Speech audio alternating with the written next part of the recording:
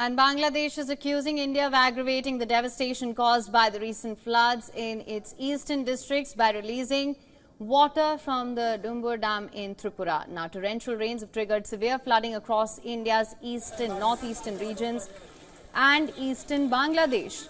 The situation reached a critical point with floodwater submerging villages, displacing thousands of people and claiming at least 15 lives.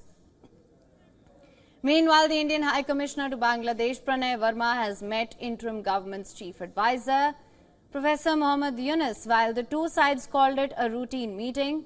However, the issue of flood waters was discussed.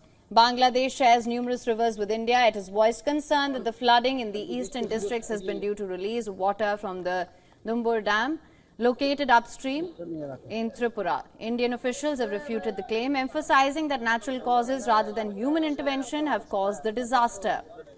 Now, the catchment areas of the river that falls both in India and Bangladesh experienced their heaviest rainfall of the year in the past few days. The dam that lies over 120 kilometers upstream from the Bangladesh border is a relatively small structure that stands at just about 30 meters in height.